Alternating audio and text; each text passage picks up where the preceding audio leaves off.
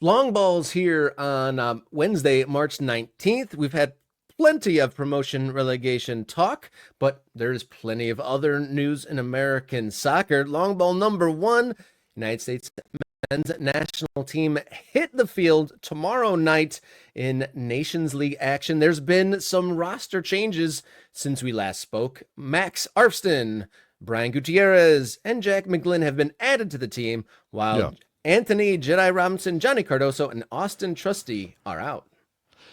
Yeah, this is not ideal. I'm disappointed about Trusty, who got a call up based on his play at Celtic alongside Cameron Carter-Vickers. Disappointed about that situation.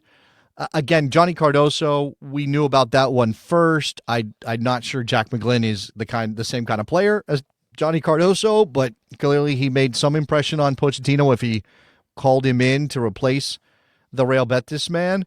And then obviously Arsten comes in with Jedi Robinson pulling out. And that's where a red flag goes up, right? That's where the alarm bells start to go a little bit, because Jedi Robinson is not only your starting left back in a meaningful match anytime you play one, he is, if not your best player, probably your second best player behind Christian Pulisic, right? I think we look at his form, we look at what he's done at Fulham, we look at the quality of play, match to match, the consistency, and he's a guy that is in ink on your team sheet, and now you don't have him. And not only that, you don't have an obvious replacement.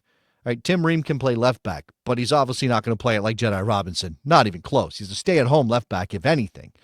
You do have Tim Weah, who could deputize over there. I don't love that. I'm not sure who you put on the wing in Tim Weah's place on the right if you play Tim Weah as a left-sided fullback or wing-back, or however you want to view his potential role. Arsten can come in, but I don't think anybody is excited about the idea of Arsten starting meaningful matches, whether it's Panama or whatever. That's a concern for me.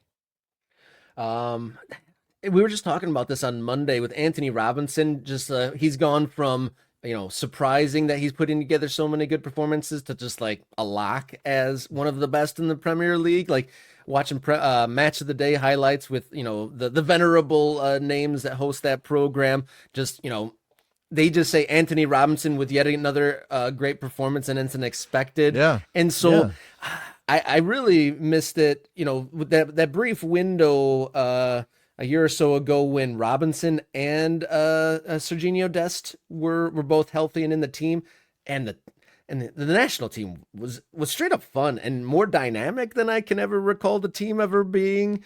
And they were a threat moving forward. There was goals and creativity in the team. Obviously, Dest has been out for a long time. Hopefully, we see him in the next couple windows or so. But losing Antonee Robinson, I know it kind of like diminishes my excitement and expectations for this camp. Where are you at on your outlook for tomorrow's game? I mean, I'm not going to suddenly say, if we don't beat Panama, it's okay because we lost Jedi Robinson. No, the standard is still there. The expectation is still high. This is what Pochettino gets paid for. He gets paid to be a good coach and win games when things are not ideal. Right? This week in the media, he's out there saying things like the United States can be number one in the world in 5 to 10 years. 5 to 10 years is a blink of an eye in international football. That is a massive statement. Now, I'm not going to throw it out and reject it and say he's crazy.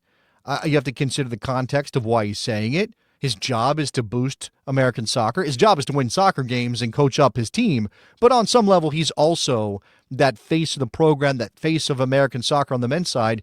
And saying stuff like that kind of comes with the territory. Don't look too closely at it. It's just part of the deal. So if he's saying it, if he's willing to say it, well, then he has to back it up with the results on the field. And we'll see what happens with the other semifinal. I think you would be favored against either Canada or Mexico, all things being considered.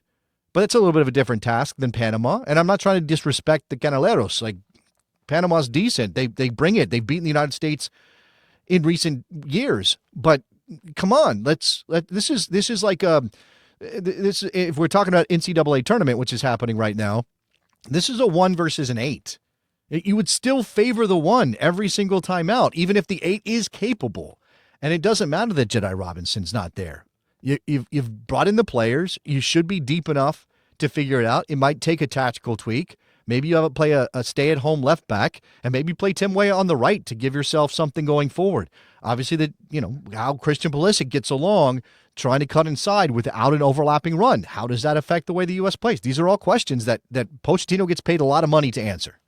We shall see what happens. USA set to take on Panama Thursday night at 7, and we can all watch that on Paramount